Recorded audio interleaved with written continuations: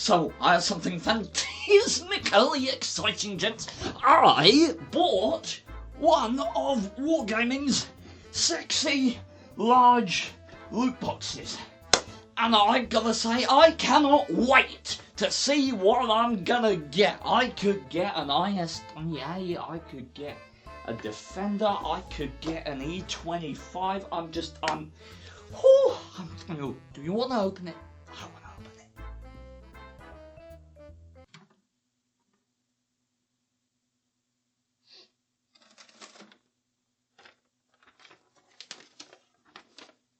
Ho, ho, ho, thanks for the money, bitch. It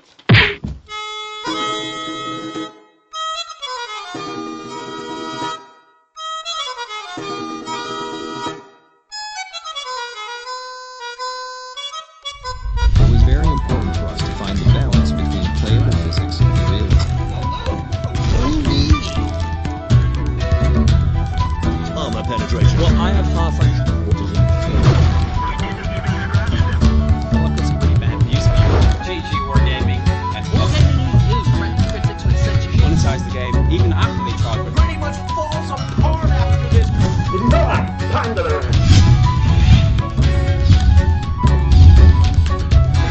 right. Understand the algorithm? I'm good for the microtransactions.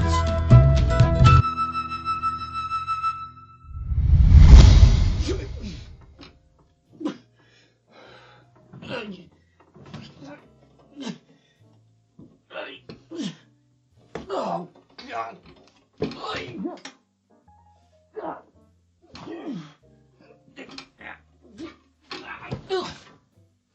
Oh.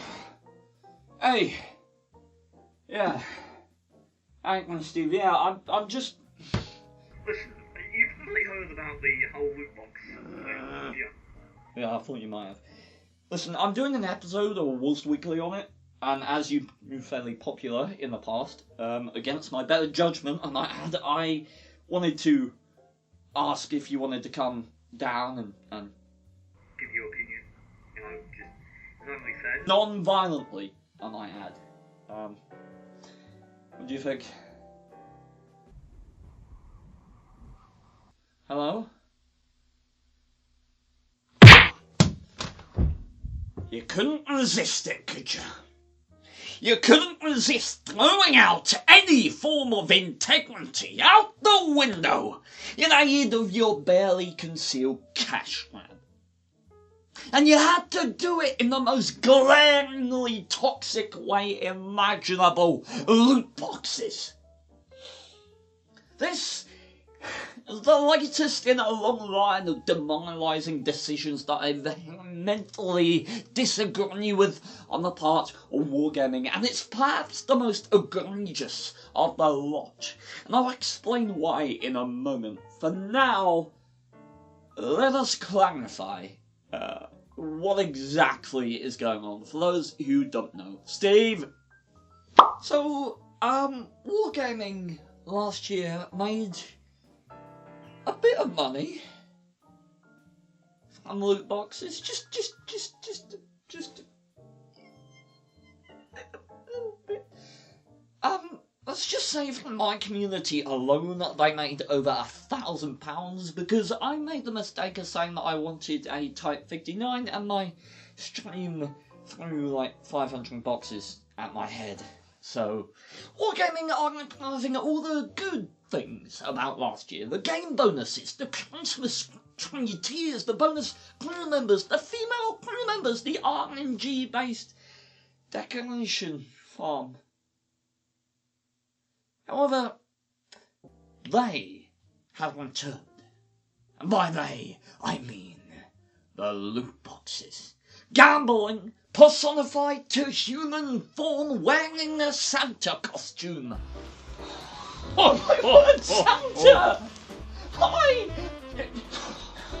love you. What do I get for Christmas? Let me just check what you get. Okay. Oh, you get this fart. Oh, fuck you.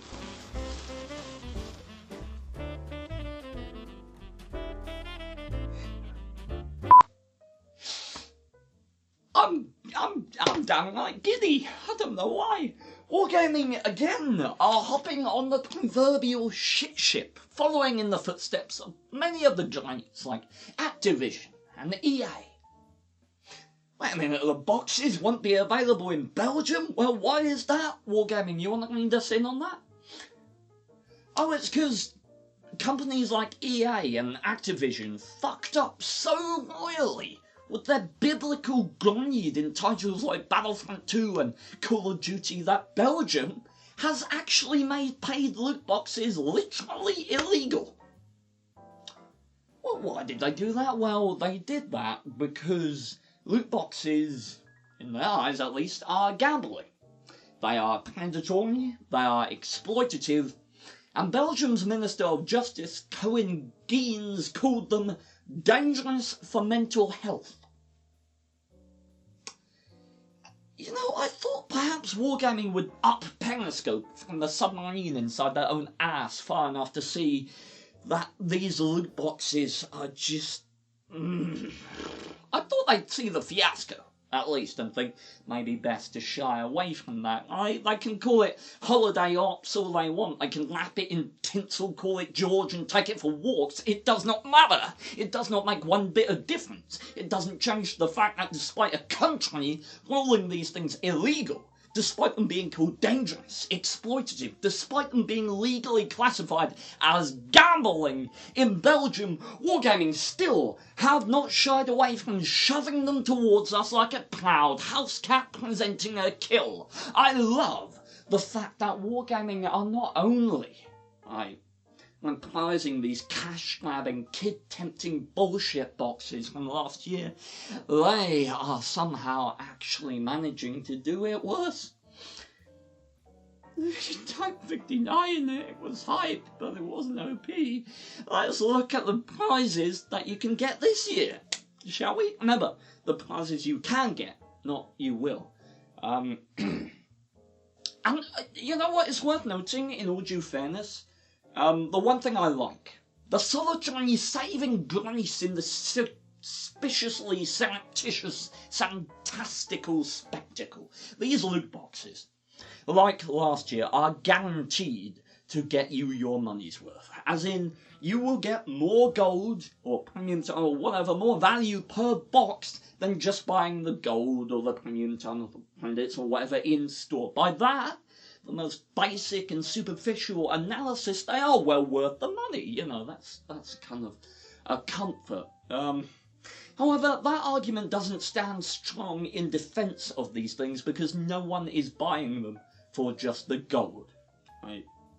Now, in the boxes, you might also receive more gold, more premium time, more credits, and some skins. And, oh my god, I'm going to go through what you may also get very quickly, because going through it slowly may legitimately kill me.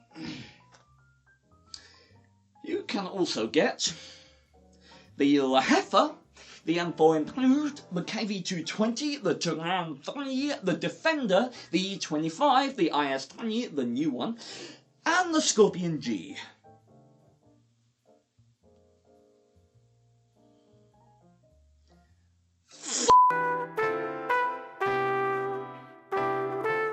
Let me ask you this, Wargaming.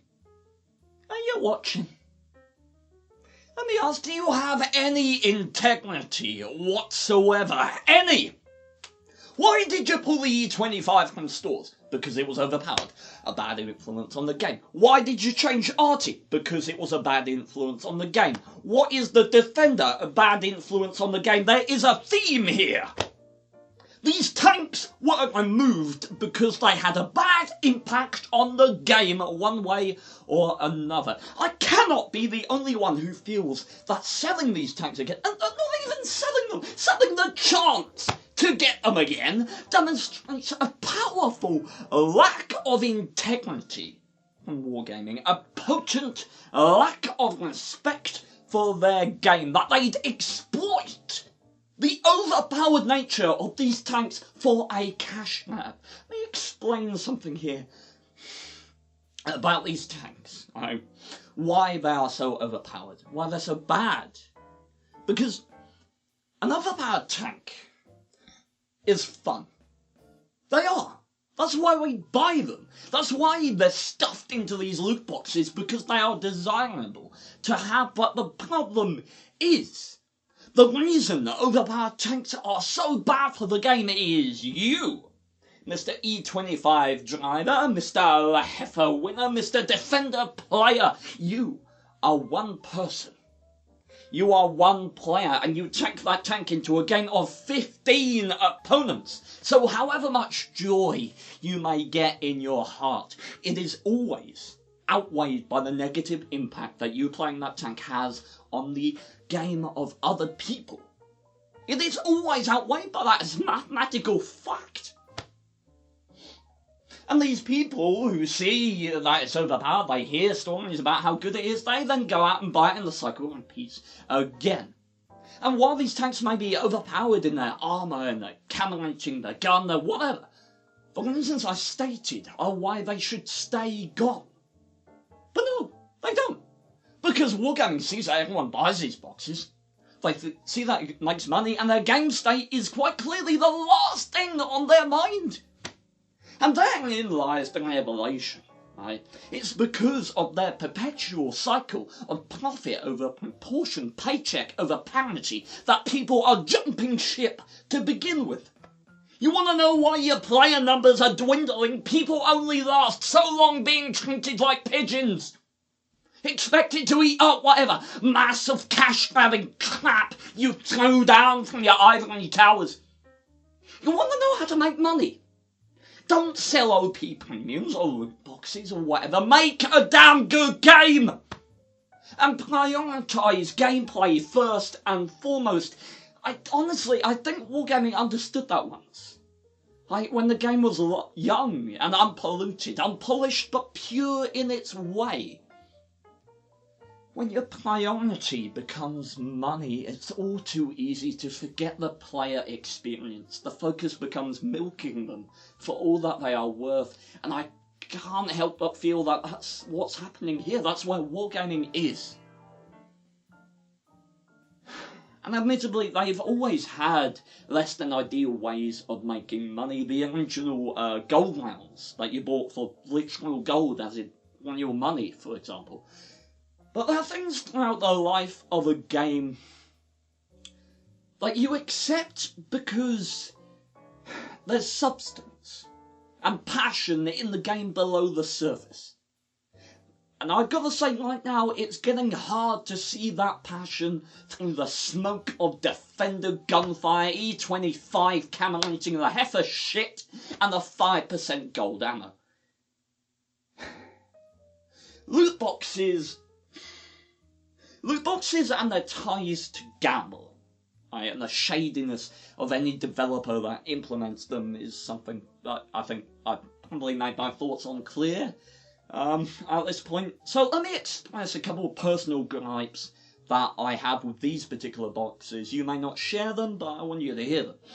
First off, you can get duplicates in the boxes. You can get a tank you already have out of them. You get the equivalent in gold for it, if you already have it, because you can't use that gold to buy any of the desirable tanks that you actually wanted, because they're not in the in-game shop. So, buy more boxes. How many boxes will it take you to get what you want? Well, if you're after one tank in particular, last year there were, I'd say, 4 desirable tanks. This year, I'd say there's 6. Right? So another half on top of last year's money and time spent to get what you want. How many boxes did I open last year to get the one tank that I wanted? Over 700. During that time, I got every other batch of crap under the sun, including the non-skin variant of the Patriot that I already fucking had! On the other side of the coin, you could be Ian, who got a Type 59 in 4 boxes. That doesn't annoy me. Point 2. Really? The IS-20A? Because we asked for more Russian heavy tanks? Look, I have an IS-28. I liked it. I liked the rate of fire. It had a better rate of fire than the IS-20. It was one of the best money-making tanks at Tier 8. What about my IS-20? I don't want a feckin' auto-reloader. A backwards, upside-down, shimmy-shangy, inside-out auto-loader. I don't want it. I want my old IS-20. I'm well aware that it's most likely going to be retardedly overpowered, and everyone's going to be after it, right? I'm well aware of that. I don't care. I don't want it. I want my old one. I paid 30 quid for this tank. Huh? I paid 30 quid. Now it's this. I don't want it. I will complain to the highest authority. But yeah, what? Move on. Third and most important. I don't believe that I have ever felt more conflicted in my life. I find it hard to justify using angry Steve here, because I'm not angry. And I'm well aware that I should be. But here's the thing. I love loot boxes. I love them. I think that's so much fun. I adore opening them. I love the tension, the dice roll, the investment. I love the experience of loot boxes. And I know that during this event I will find it almost impossible to resist buying some. Potentially buying a feckin' lot of them. And the thing is, that's exactly the point. I am slap bang, dead centre, hanky-danky doodah in the middle of the target audience with these things. And I have genuinely got problems not spending money on them. And I'm blessed to have viewers and community members who will probably lob some at my face because of the very fact that I have a lot of fun opening them. But is that not a little scummy? Maybe not. Maybe because I feel incredibly drawn to these products doesn't mean they're bad. Maybe it doesn't mean they're gambling. Except they are. And not even because of the uncertainty, not even because they are the literal definition of gambling. It's because the target audience of these things, what Wargaming is selling you, is not a product. It's the experience of a product. They are selling you. Your experience of anticipation, of excitement, and what I've just expressed to you, the love of that experience is exactly why gambling is so addicting. It is exactly why people have gambling addictions. It is exactly why people spend thousands and thousands of pounds on gambling, because whatever form it may take, be it slot machines, horse racing or loot boxes, that disproportionate passion that some of us have for the uncertainty, the anticipation of gambling remains the same. Right? I don't know whether a certain amount of that comes from nostalgic memories, right, of being a kid and opening boxes on Christmas and that little child in me wanting to feel that magical joy and excitement again. I don't know. But what I do know is I feel paid loot boxes in games, particularly those that offer sizable in-game advantages, are disgusting to me. I think they're an incredibly scummy, exploitative business practice. They are gambling wrapped up in these shiny paper with sparkly balls on top. They are bait for people like me who will be playing the game over Christmas. And I have to be surrounded by these things that tempt me very deeply. The game itself is going to do this, because even the free in-game boxes which you use to get the bonuses, which, by the way, don't even have a chance of getting any of the big prizes. No, you have to literally gamble money for that privilege. The free boxes are like Wargaming waving a lit cigarette in front of someone who's just gone cold turkey. They open in the same way.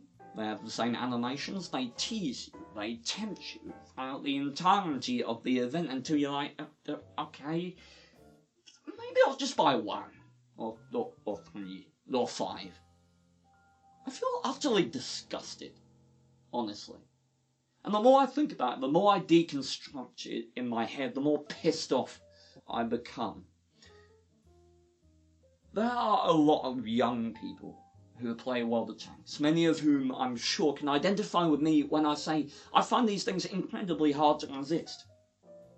And wargaming, in a cataclysmic meeting of disrespect and greediness, this Christmas, once again, they're tossing game balance and integrity to the wayside to make room for loot boxes.